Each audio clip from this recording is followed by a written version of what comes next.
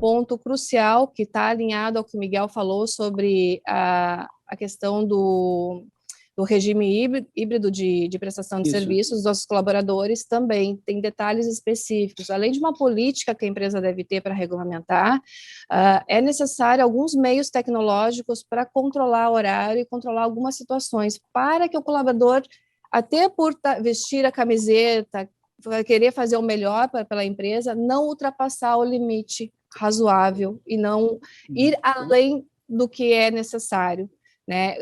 Por exemplo, quando estamos em home office, é comum passarmos das 6 da tarde até as 8 da noite, né? A gente se perde no tempo. Então, é dever da empresa cuidar da saúde do colaborador e do seu bem-estar. Então, esses meios tecnológicos vão ser implantados, como desligamento automático dos sistemas de informação da companhia, e-mails serão utilizados também pela Admed agora no sistema híbrido também. Cristina, legal essa abordagem sua sobre esse assunto, e eu quero emendar aqui a pergunta, da gente ficar um pouquinho mais no trabalhista, e inserir o Daltro também nessa conversa, mas é para os três, assim, como é que vocês acham que vai ficar essa nova relação trabalhista, né? Porque, como você falou, quer dizer, o mundo está mudando, o mundo muito provavelmente vai ser o mundo híbrido, né? Porque até como a gente na área de tecnologia também está sofrendo um pouco disso, porque, na verdade, isso acaba virando até um diferencial, muitas vezes, na hora de contratar, né?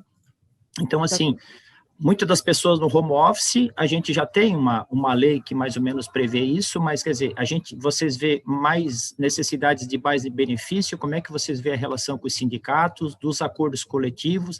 A gente vai ter mais judicialização nesse assunto trabalhista com o advento do home office, pelo menos o híbrido? Quer dizer, como é que vocês vê o futuro dessa relação trabalhista, se a gente caminha para mais judicialização, ou se efetivamente a gente vai conseguir chegar num modelo que seja bom para os colaboradores, porque isso, como disse o Miguel, melhorou a qualidade de vida, principalmente quando você vive numa empresa, numa cidade grande, muitas vezes para se deslocar e voltar do trabalho é 2, 3 horas, né? Então, assim, trabalhar em casa é muito mais produtivo.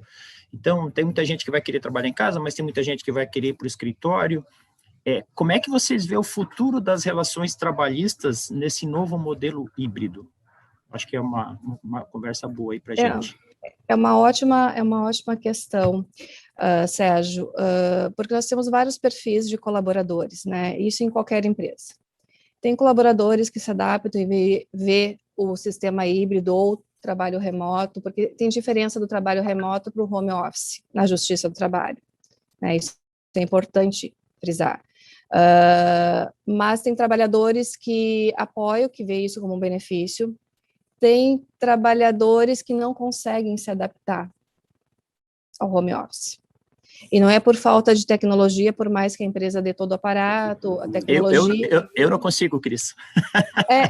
E não é questão de geração, tá, Sérgio? Pode alguns pensar, não, mas a nova geração que está chegando... essa divisão, Cris, pelo sexo feminino e o sexo masculino. Aqui na nossa empresa, a gente viu, né, esse movimento dos meninos aqui, né, eles querem ficar em home office. Já as meninas, as mulheres, elas não querem ficar em home office. Então, é porque talvez elas tenham uma dupla jornada em casa, cuidar de filhos, né, cuidar da casa. Então, a gente notou que o movimento das meninas, das mulheres, elas quiseram ficar 100% em presencial e não em home office. E já os meninos, né, eles querem em home office. Então, a gente entendeu que essa divisão também foi muito importante aí, né? E é bem de perfil, porque não só isso, quem tem família, principalmente as mulheres que têm filhos menores, realmente é muito mais complicado, ainda mais que agora com a pandemia as crianças não tinham aula presencial, estavam em casa. Exatamente, né? Então, assim, estavam tendo aula virtual, então elas têm que dar apoio na aula virtual também. Então, assim, fica muito complicado manter uma rotina de trabalho, porque tanto o home office quanto o trabalho remoto tem que ter muita disciplina o trabalhador para conseguir alcançar os objetivos, as metas ou o trabalho daquele dia de forma consistente e apresentar ao seu empregador. E muitas vezes essas mulheres que têm essa rotina com filhos, principalmente quem tem filhos, na grande maioria, tem essa dificuldade. né?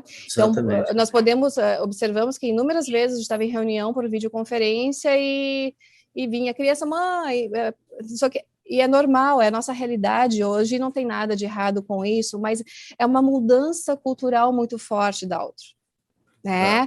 Então, assim, até todas as pessoas assimilar e ver isso como benefício, por mais que a criança, no dado momento da reunião, colocou o rostinho e disse, oi, tia, que isso é bom, mas ela deu um oi, tia e já saiu brincar, ainda tem muito que percorrer. Mas nós temos um outro pequeno nicho, tá? Mas ainda existente, que é dos colaboradores que realmente, por mais que sejam mulheres, e eu tive casos de mulheres, inclusive na minha equipe, que me olharam assim, porque eu fiz no início da pandemia, eu coloquei todos em home office, né?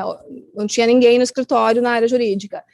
E depois, com a função, né, toda a correria, muitas reuniões, a gente começou a voltar aos poucos e fazer de forma híbrida, por escalas.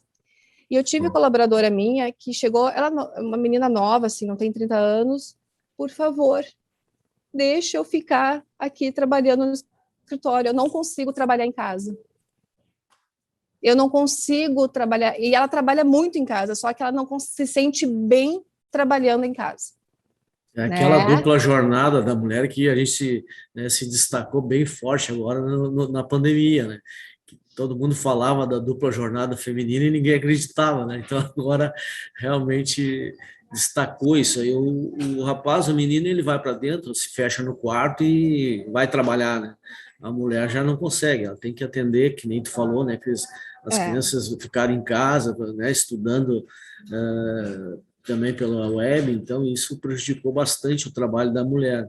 Então, ela preferiu, né, a gente notou aqui na nossa empresa, ficar presencial. Então, hoje, isso, Sérgio, é um reflexo ainda agora, pós-pandemia, né?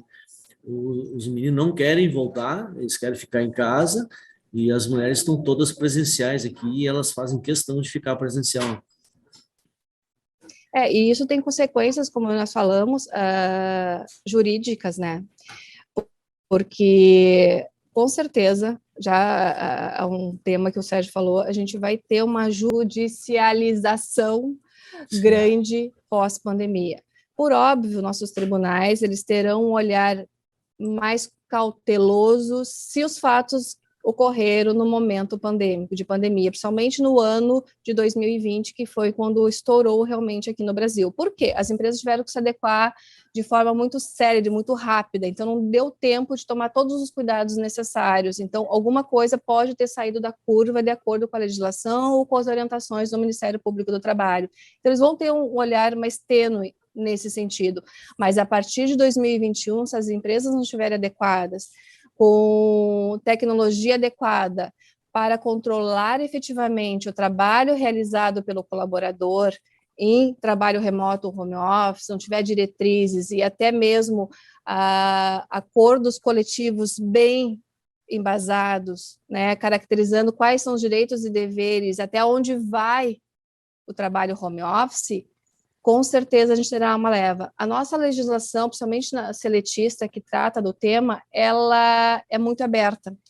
Ela não tem, assim, diretrizes contundentes que não deixe margem para interpretação, né? Então, ela acaba sendo ainda muito simples para o tema que está se colocando e para a nova forma de trabalho que tá vindo com tudo.